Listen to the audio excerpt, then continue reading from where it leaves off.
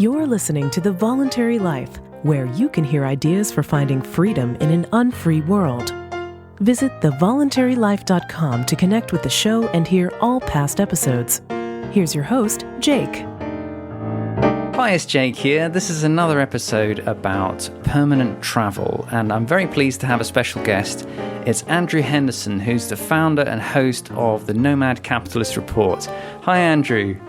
Jake, it's great to be with you from Kuala Lumpur, and appreciate your having me on the show. Yeah, it's great to have you on. It's also been fun hearing about your recent trip. You've been, seems like you've been all over the place there in Southeast Asia. So where have you been and how's your trip going?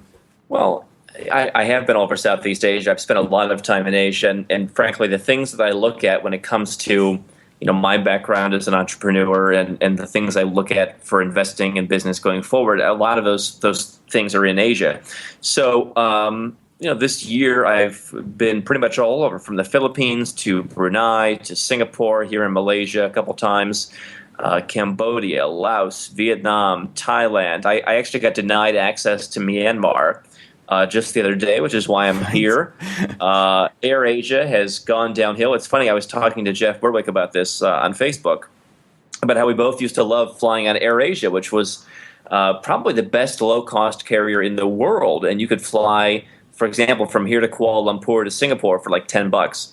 But now they've gotten big and they've gotten this huge route. They're flying all over the world. And, we were thinking that they're now in bed with a big government. And, if they don't want you to go to Myanmar, they won't let you. So that was the one place I've missed. I hope to go back there, but I've covered a lot of other ground. Awesome. So the name of your show is Nomad Capitalist Report, and this is obviously something that is very that you're living in your lifestyle. So what is a nomad capitalist?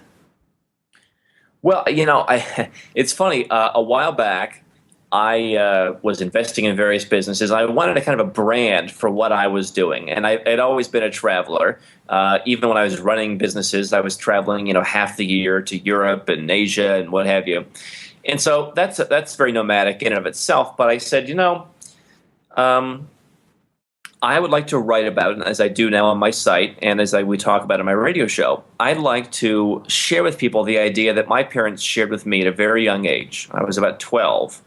And my parents were looking at various countries around the world, and they said, you'll be alive for another 70 years or so.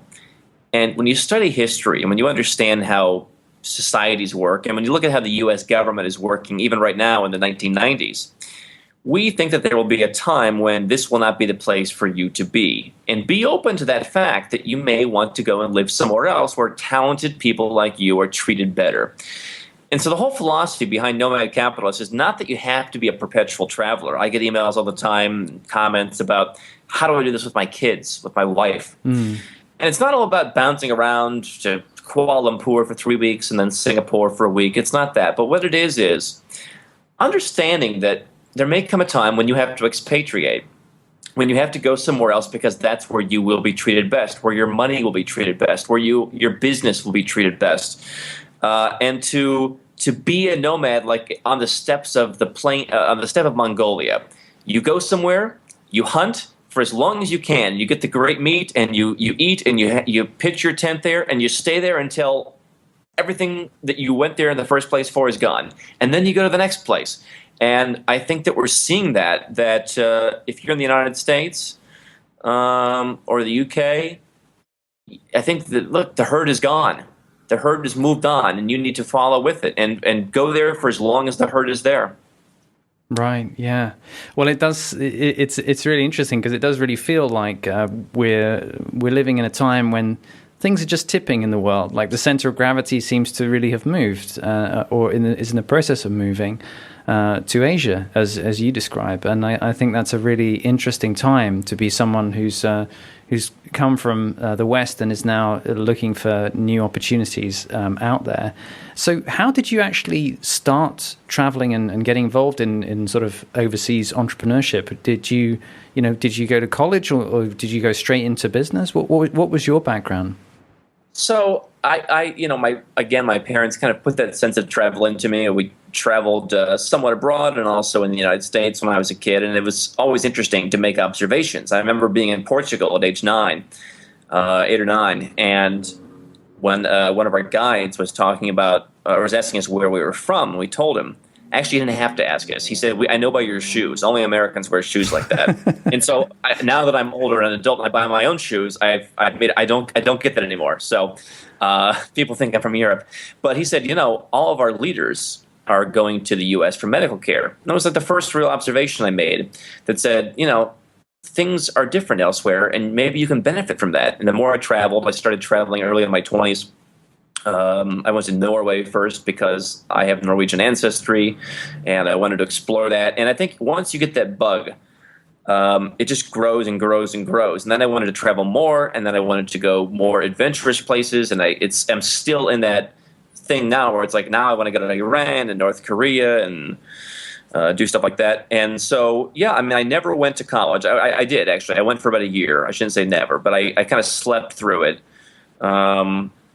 And, I don't like being told what to do. So I left. I started a business at 19. It eventually became an 8-figure, radio company in a very niche part of radio.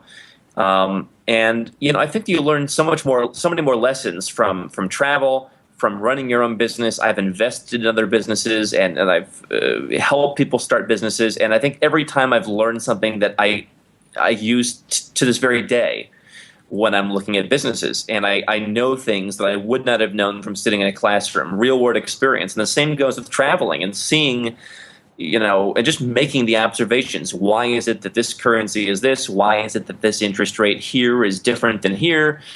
You start to put the pieces together. Right, absolutely. Well, so that's really interesting to hear about. So, if you've been starting business and involved in investment in various places, what are your favorite places at the moment, just in terms of both the opportunity, but also, the experience of doing business? And what are some of the differences that you have experienced investing or starting business in different parts of the world?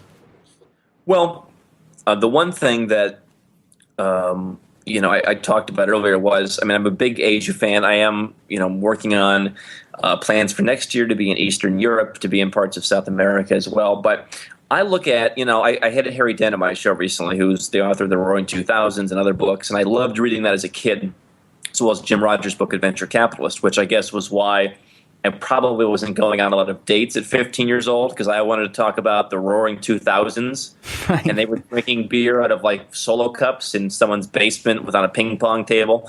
But he talks about demographics is the point. I look at not only demographics, but culture. I think Asia has a great culture for business. Not all of it. Thailand is an abysmal dump. And I would never invest a penny there. But most of the rest of it, I'm a big fan of. So I'm a fan of Cambodia. I think it's a very frontier market. There's some great opportunities there. Laos, not as much, but I still think you could start some very simplistic businesses there and solve basic problems. I'm not totally on board with Vietnam, but I think it's better than some people portray it as. Look, I think that doing business in China is easier than it is in the U.S., and I have a great affinity for the Chinese culture, which I think really is all about getting things done, which is important, I think. Right. Now, they don't necessarily need you, so you may be out of luck in many regards if you're a Westerner, but there may be times they do need you and you can work with them. So I look for that. I look, the one thing I offer, Jake, is I say, not only how easy is it to be successful in business if you work hard, but how many people can start a business. And I look at places like Cambodia, and I think it's easier for the average person to start a business than it is in the U.S. I'm not saying anyone can just come in and just do nothing and be lazy and be successful, but I think that there are fewer barriers to entry. And so that's one thing that I look for on top of the cultural issues is, can the average person come here, even if they don't have a ton of money, and do something? Right. And that is because there's just less bureaucracy and more of a kind of free market, so to speak? Is that the way that you view it for those kind of places? Yeah, I do think Cambodia is pretty hands-off. Obviously, China in some regards is not hands-off. But nor is the United States or the UK. I think that while I do find government very distasteful and think it really doesn't serve much purpose, I also realize, and obviously people should take heed, there are certain laws Americans in particular have to abide by in regards to this. But here's the thing. If there's a way for you to get around some of that regulation, to me, I don't really see it. To me, it's not really a regulation. So in Cambodia, yes, unless you're going to go into mining or something like that, casinos, you don't have to deal with much government nonsense. But there are other countries where there is government nonsense, in Vietnam, for example. But if you're running a small business, the cost of not dealing with that nonsense is low. Now, again, Americans have to take into consideration the nonsense, the Foreign Corrupt Practices Act. So I'm not telling people what they should do. What I'm saying is, look, the United States, for example, is a big, looming bureaucracy that is, in reality, very corrupt. The difference is, in the United States, they call corruption lobbying. In the rest of the world, they call it corruption. It's much more transparent as to what the corruption is. In the United States, they just have the world's best propagandists. So, obviously I'd like to go to a place where there isn't the regulation, but also, I mean, if it's a case of nobody follows the regulation and nobody seems to care, then, that's another thing entirely. Right. So I wanted to ask you about something that I know you have a lot of expertise in and have thought a lot about and talked to a lot of people on your show about, and that is some of the ideas about diversification for entrepreneurs, and in particular this idea of some people call it five flags theory and so forth. I wonder if you could give a bit of a summary of what this idea is for people who have never kind of encountered it before. I believe it started with three flags back a long time ago, and Doug Casey and W.G. Hill were guys who talked a lot about this. But so now, there's five flags or six flags, and basically the concept is, again, going where you're treated best. It was funny because I've always felt this way. I've been a lifelong libertarian, basically, grew up in a political family, lifelong traveler, lifelong business guy ever since I was 11 or 12. And so I had most of these ideas, and I never really realized it. And I finally said, flag theory, that's kind of what I've always thought. Right. Where, listen, Cambodia is a great place to invest, and yes, you could get a decent apartment, but you might get tired of it a little bit. So maybe you want to live in Hong Kong, and you're going to fly in and manage your businesses. Maybe, however, Cambodian corporations are a bit shaky. No one wants to deal with them. But Hong Kong corporations where you live have too many reporting requirements and audit requirements. So you're going to set up a corporation in Belize or in the Seychelles where there's no reporting. And then, you don't want to keep your money in Hong Kong because you want to be diversified. Maybe you're afraid. I wouldn't be, but maybe you're afraid of mainland China taking over eventually. So you're going to have your bank account for your Seychelles corporation that's headquartered in Hong Kong. Your bank account will be in Singapore. And the idea is that, we're all born to be patriotic and wave the flag and say, we are from the best country on earth. Everyone says that. But your country is probably not the best on earth for anything, let alone all the things. And so, Hong Kong is the freest economy in the world. Singapore is behind it. But if you don't want to spend $5,000 a month to live in a broom closet, you can live, for example, here in Kuala Lumpur much more cheaply, but base your finances there. I think Ireland's a fantastic place. Love it. And look, they have not bowed to the EU in raising their corporate tax rate. Good for them. But why would you pay any tax rate when you could pay zero? You could live in Ireland and run your business somewhere else. So it's taking the best of all worlds and saying, you know what? Let governments compete. If we have to deal with the government at all, we got to make them work for us, not the other way around. Right. Yeah. It strikes me that it's really just doing what a lot of people do within a country on a global scale and just behaving as effectively a citizen of the world. So, if someone lives in one country, they may have a bank account in one place and they may work in a different town and they may own property back home in their hometown or something like that. And this is really just the same kind of thing, only applied to the world, to treat the world as your home in a way. And that seems to me, the kind of diversification that you're talking about seems to make a lot of sense. I mean, it sounds like it can get pretty convoluted and complex, though. And is that something that you think is relevant for people who are starting out, or is this something that you think is something you build up over time? What's your approach to how necessary it is to kind of diversify in this type of way if you are planning to be an expat entrepreneur? Well, I mean, one thing I do on my site, Nomad Capitalist, is I have a guide called 7 Steps to Global Economic Freedom. And I tell people, listen, these are 7 steps I think are important, but if you don't follow every step, obviously you should adapt it to yourself. I mean, step number 1 is have some money out of the country. I don't care if you have 20 grand to your name. You can open a bank account in another country the same way you would open one in your own, and you can do it for a few $100s in some cases. In fact, I've talked to a banker friend of mine who says his bank in Singapore, you can do it for $1. I've not tried that, but that's what he says. Right. So, I mean, what's the reason not to do that? There are other steps that you can take as well to obtain freedom, but I think that context is important. Obviously, it's not entirely an apples-to-apples comparison, but look, people who have their money in an IRA or in the stock market, they may likely own an emerging markets fund or an ETF or a mutual fund or something. And yes, they're not directly investing in Vietnam, but their money is being funneled around to different places. So people do have international exposure. People, deep down, I think people understand that just being a hermit and not ever leaving your borders and not doing anything different is not the best way to success. So you can open bank accounts in a few jurisdictions online. You can set up corporations from home. You don't have to go to the Seychelles to have a Seychelles corporation. You call people we talk about on our site and people you talk about. I mean, there's ways to find these people, and so.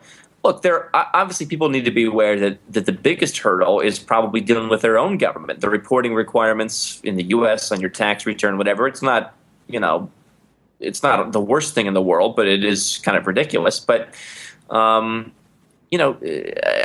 think it's a lot more straightforward than people want to believe. I think that getting over the fear that we've been indoctrinated with, that, if you put all your money in Singapore, you'll probably lose it all. I mean, give me a break. How many people bank in Singapore and no one's lost a penny?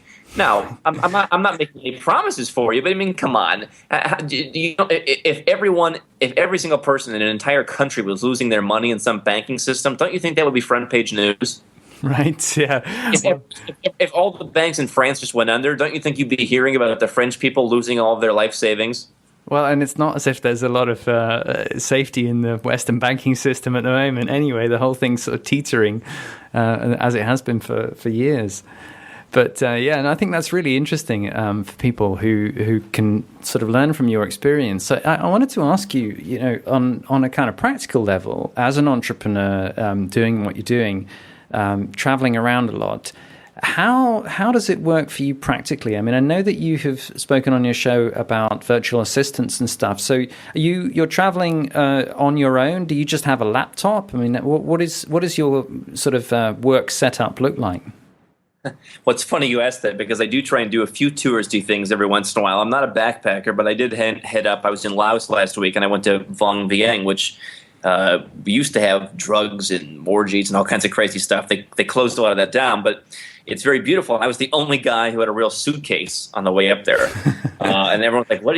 Who's this lunatic with a suitcase? What is this? What is it? Look at Mr. Trump, make way!" But I have a backpack with a laptop, and I have an iPad I never use, and I have a little microphone for doing shows, and business cards, camera, that kind of stuff. And then I just bring lots of different clothes. I have suits and shorts and pants, and plenty of things for meeting people, but also relaxing. And it's someone who's never traveled. It could be seen as a little bit difficult, but you wheel around 30 or 35 kilos of luggage. You have a system down. You get into the groove pretty quickly. Yeah. And do you go in for using virtual assistants to help your work, or is that something that you do? Well, yeah, there are two things. I've written before about sites like Odesk, which I've used for more basic tasks. In fact, I just helped a friend set up some assistance for research he's doing on Odesk, and people in Bangladesh, what have you. I've hired guys like that for business stuff before. The issue with the virtual assistant that you share is that, for example, this one, I told this guy, I said, listen, my friend wants you 60 hours a week because he'd been badgering me forever. I want 60 hours a week, 60 hours a week. I said, here it is. And then, well, this guy's work came in, so now I'm only working 15 hours a week. Mm-hmm. So that can be very successful. Obviously, the more you pay, the better result you'll get. So some tasks, obviously, you'll have better results than very low-end tasks. What I found was, when I traveled, I was in Vietnam and I actually hired a full-time assistant. So to me, that's a system that I like. If you can afford, $300, $400, $500 a month, Vietnam, the Philippines. Right, you hire someone locally to help you. You just go there and just put up an ad, whatever the site is. I'm looking for an assistant. People come. The Philippines is probably ground zero for that, but I think it's shifting to other parts in Asia. The Philippines is $500-600 a month for someone halfway decent, speaks good English. You probably don't even have to travel. I think you could do it over Skype or whatever. I just felt like meeting people was an extra little bonus. But if you have $500 a month and you're really serious about business, I would consider that route. Cool. So I wanted to ask you, in this lifestyle of being a permanent traveler, and I appreciate that you're not. That doesn't mean that you're always on the road and so forth, and that you do spend time in the States as well. But still, in this lifestyle, I wanted to ask you, what sort of the worst and best aspects are for you in your experience of being a perpetual traveler? Well, one of the comments I just got the other day was, I've been reading a lot of your stuff. I like it, but I got to thinking pretty quickly. This sounds like a guy who's single. I am single, and obviously, when you travel, you don't pack up all of your friends in the back of the Volkswagen Bug, and they all come along with you. Right. So you have to be confident. I enjoy spending time on my own and being reflective and thinking up business ideas, and I'm fortunate to have friends who will pick up the phone and chat about that kind of stuff. But if you have to be comfortable that you're going to be alone for some periods. Now, I have friends, and I know you and I have a mutual friend who is married, for example, and they live in 3 or 4 places a year. And so I'm not saying it can't be done. I think even with kids, you could have some version of this lifestyle. But as to the best parts, listen, what do you get to see? It's amazing, the stuff that you get to see, the cultures you get to interact with. And here's the thing. I grew up in the United States. And again, like I said, I was riding my bicycle up and down the street where I lived when I was 11 or 12, before the internet was a big thing, trying to sell people who were selling their houses, their own website. And that was my first thing when I was in 6th grade. That was not a thing. That, along with reading Jim Rogers and just, wanting to, dress up and all this stuff, that was not something that endeared me to a lot of people in the United States. And I'm a sensitive guy, granted, but I found that I can go other places and I can find people who are more in sync with me. Right. People think I'm crazy to talk about China.